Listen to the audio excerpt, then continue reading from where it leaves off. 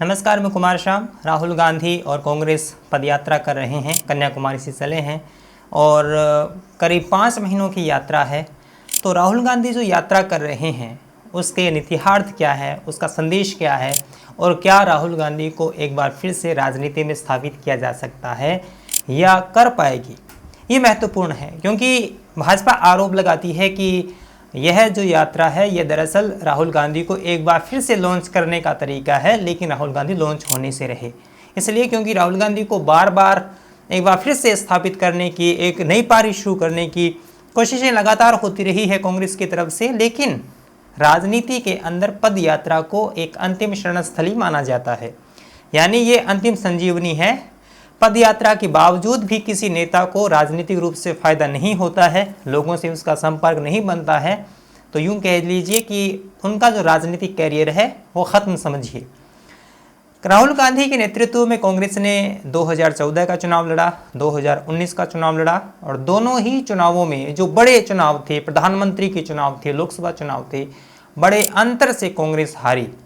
और इन दोनों चुनावों ने दरअसल ये तय कर दिया कि राहुल गांधी में जो काबिलियत है वो नरेंद्र मोदी की अपेक्षा, जो बीजेपी की मशीनरी है उसकी अपेक्षा बहुत कम है और उतना जुझारूपन नहीं है जितना अन्य नेताओं में या दरअसल इस तरह के चुनाव में होना चाहिए।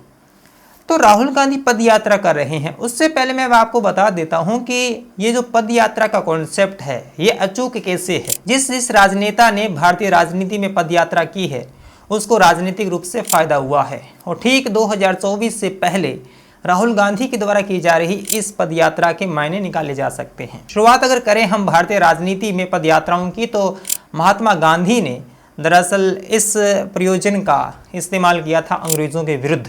उन्होंने 1930 में दांडी यात्रा की थी और उसके बाद में वो जिन जिन रास्तों से गुजरे वहाँ से जन सैलाब उमड़ता गया और वह असहयोग आंदोलन बना और उसकी परिणति 1947 में आपने देखा कि भारत को राजनीतिक रूप से आज़ादी मिली। तो दरअसल महात्मा गांधी तो वैसे पैदल ही चलते थे, अमूमन लोगों से सीधा संपर्क बनाते थे, आर्टिकल्स लिखते थे, उनके अपने अखबार थे, उसमें वो अपने विचार प्रस्तुत करते थे, वो उनका तरीका था। लेकिन जब जो मीडिया है, जो प्रसार के साधन है, रेडियो है, उस ज़माने में तो आज जो टेक्नोलॉजी है उतनी नहीं थी, लेकिन आज भी सोशल मीडिया है। चाहे जो विधिवत रूप से समाचार वाचन का कार्यक्रम होते हैं, जो टेलीविज़न है, वो अगर आपका साथ नहीं भी दे तो आपके पास सोशल मीडिया है, आपके पास आजकल बहुत साधन है।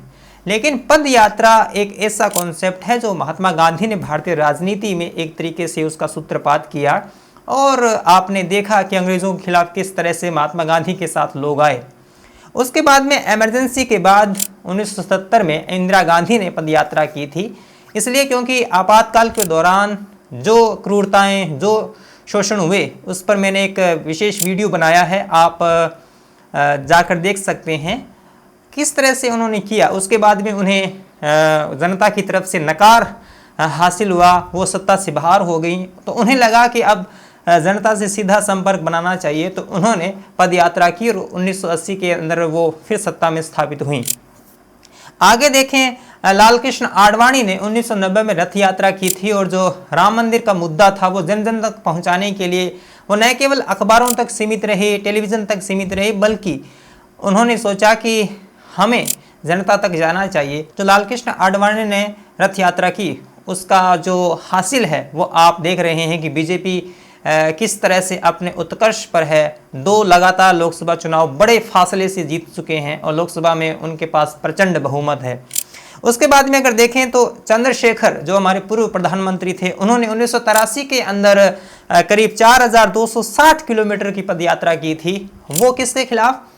इंदिरा गांधी के खिलाफ। लेकिन उनकी जब हत्या हुई तो उनकी जो ये पदयात्रा थी वो कुछ हासिल नहीं कर पाई, लेकिन उसके बाद भी वो पदयात्रा जो जनता के अंदर उनका जो कांटेक्ट था वो काम आया और बाद में वो प्रधानमंत्री बने देश के। 1985 के अंदर राजीव गांधी ने भी संदेश यात्रा की थी और राजीव गांधी तो वैसे सेंटिमेंट के आधार पर सत्ता में पहुंचे थे। और अगर हम वर्तमान में देखें तो ममता बनर्जी, चंद्रबाबू नायडू, जगन मोहन रेड्डी, दिग्विजय सिंह तक ने यात्रा की है और उनको सत्ता तक पहुंचाया है। तो कह लीजिए कि भारतीय राजनीति में जिस जिस राजनेता ने पद यात्रा की है, लोगों के साथ सीधा संवाद बनाया है। पद यात्रा का मतलब क्या है? वहाँ आप जनता से मुखातिब होते हैं। जनता आपको अब तक टेलीविज़न में, अखबार में आपके बारे में सुनती है, और जब आप किसी गांव से होकर, इतना बड़ा नेता जब गांव से होकर गुजरता है तो वहाँ का जो पूरा क्षेत्र है वहाँ उनकी हेडलाइन बनती है, और एक तरह से कहानियाँ, किस्से बन जाते हैं कि यहाँ से राहुल गुजरे थे, यहाँ से इंदिरा गुजरी थी, यहाँ से चंद्रशेखर गुजरे थे। तो ये जन चेतना में एक बात बैठ जाती है कि यहाँ से हमारे वो गुजरे थे, यहाँ पर रुके थे। तो वो एक तरीके से निशान बन जाते हैं, एक तरीके से विरासत बन जाती है उस क्षेत्र की, उस गांव की।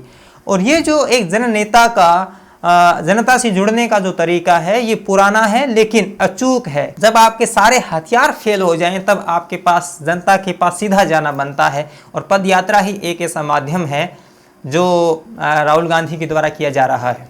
अब यहाँ पर आपका एक सवाल होगा कि राहुल गांधी को और राजनेताओं को जब ये लगता है कि पदयात्रा से एक नेता स्थापित हो सकता है, वो राजनीति में बेहतर कर सकता है, तो राहुल गांधी को पहले क्यों नहीं ये डिसीजन ले लेना चाहिए था कि उसको ज़मीन पर उतरना चाहिए और जनता से सीधा संवाद बनाना चाहिए, जबकि वो 2014 में, 2019 में चुनाव हार चुके हैं, और अब जब 24 आया है तब जाकर वो उन्होंने 5-6 महीने का ये प्रयोजन बनाया है। और हालांकि अभी तो शुरुआत है, पूरा होगा नहीं होगा, क्या इसके दुष्परिणाम रहेंगे, क्या उनके पक्ष के सकारात्मक परिणाम रहेंगे, ये तो निकट भविष्य ही बताएगा।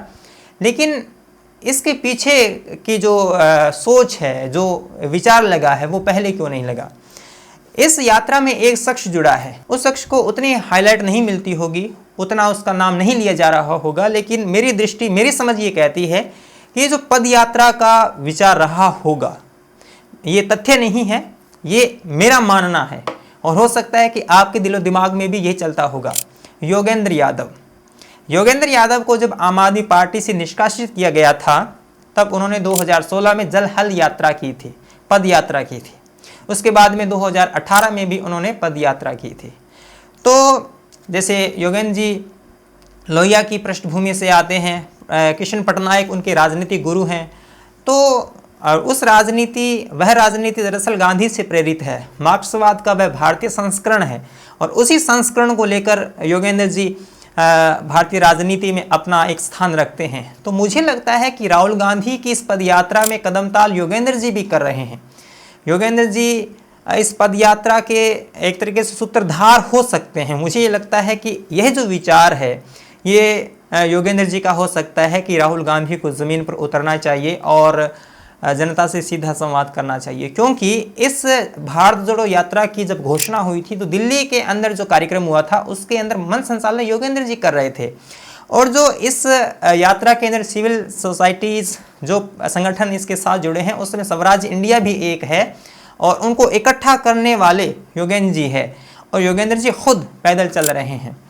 तो इसके पीछे मुझे लगता है कि दिमाग योगेंद्र जी का रहा होगा कि भारत जोड़ो यात्रा की जाए। अगर इस देश का जो कि विपक्ष कहती है कि लोकतंत्र बचाना है, या इस देश की विरासत को बचाना है, या फिर इस देश के जो मूल्य हैं उनको बचाना है, तो आपको पदयात्रा करना चाहिए। हालांकि आपको पता है कि वही योगेंद्र जी है जिन्होंने कांग्रेस की जमकर आलोचना की है अपने समय में, आज भी वो क्रिटिक ही हैं दरअसल। लेकिन जो आपद्धर्म है, जो फिलहाल का जो एक राजनीतिक धर्म होना चाहिए, उनको लगता है कि कांग्रेस के साथ खड़ा होना प्रथम कर्तव्य है। तमाम आलोचनाएं, तमाम मतभेद एक बार पृष्ठभूमि चले जाएं, पहले वह लड़ाई लड़ी जानी चाहिए जो कि विपक्ष के सामने महत्वपूर्ण है। तो ये तो एक तरीका हो सकता है किसी भी पार्टी या किसी भी पार्टी के कार्यक्रम के साथ जुड़ने का। और योगेंद्र जी तो बुद्धिजीवी हैं, वो तो इतने तर्क खोज लेंगे कि आप उनसे पार नहीं पा सकते। लेकिन मोटा मोटी बात यह है कि इसके पीछे मुझे लगता है कि पदयात्रा का दिमाग योगेंद्र जी का रहा होगा, और राहुल गांधी हालांकि सेहतमंद आदमी हैं, फिट आदमी हैं, तो वो चल सकते हैं, इसमें कोई बुराई नहीं है। लेकिन मीडिया के अंदर 5-6 महीने सुर्खियों में रहना, और सुर्खियों में न रहें उस क्षेत्र में, जिस क्षेत्र से 24-25 किलोमीटर दिन में चलते हैं, उस क्षेत्र में पूरी जनता को मत देना, वही विचार, वही सुर्खियां, वही बातचीत, तो ये अपने आप में एक बड़ा मैसेज है।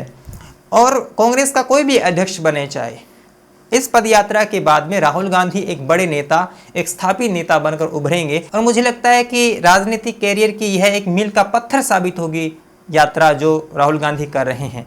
इसके बाद भी अगर राहुल गांधी को जनता नहीं स्वीकार करती है तो मैं समझता हूं कि यही वो अंतिम शरणस्थली है जहां नेता आता है, आत्मचिंतन करता है, जनता के बीच में कहता है, जनता के मुद्दों को सुनता है। तो मैं समझता हूं कि पैदल यात्रा ही, पद यात्रा ही वह अंतिम शरणस्थली है राजनीति में, जहां पर नेता को जनता से सीधा संवाद बनाने में, जन संवाद बनाने में, जनता के बीच में सेतु बनाने में, जनता से सीधा जुड़ाव पैदा करने में जो अहम भूमिका निभाती है वो पद यात्रा है। राहुल गांधी वो कर रहे हैं। तो मैं समझता हूं कि इसका कोई विकल्प नहीं है। पद यात्रा ही वह अंतिम चीज़ है जहां से जन नेता एक जन नेता बनकर उभरता है। तो राहुल गांधी कितने बेहतर कर पाएंगे, उनकी राजनीतिक जो पृष्ठभूमि है उसको देखते हुए उन्होंने बहुत कुछ तोड़ने का प्रयास किया है। वो अध्यक्ष पद स्वीकार नहीं कर रहे, उनके ऊपर जो वो ठप्पा लगा है परिवारवाद का, दरअसल उससे भी वो आहत हैं। ये हम 19 के बाद में देखते आ रहे हैं। तो व्यक्तिगत रूप से राहुल गांधी ईमानदार हैं, वो चाहते हैं कि राजनीति के अंदर इन मूल्यों का बचा रहना ज़रूरी है, इसलिए वो अध्यक्ष पद स्वीकार नहीं कर रहे हैं, खुद लीड कर रहे हैं, अध्यक्ष न होते हुए भी उस यात्रा को लीड कर रहे हैं। तो यह ईमानदारी तो दिखती है, लेकिन ये तो अब जब चुनावों में अगर ये परिणाम नहीं झलकेंगे तो उसका राजनीति में कोई महत्व नहीं रह जाता है। लेकिन फिर भी सीखने की जो प्रक्रिया है उसमें तो ये पदयात्रा उनके लिए अहम भूमिका साबित होगी ही। यह वीडियो, मेरा विश्लेषण आपको कैसा लगा ज़रूर बताएं। इस वीडियो को शेयर करें और मुझे आप सपोर्ट कर सकते हैं पेटीएम, पेपाल, फ़ोनपे पे। मिलेंगे अगले वीडियो में, तब तक के लिए धन्यवाद। सब्सक्राइब कीजिए कुमार शाम यूट्यूब चैनल को और बेल आइकन भी दबाना न भूलें।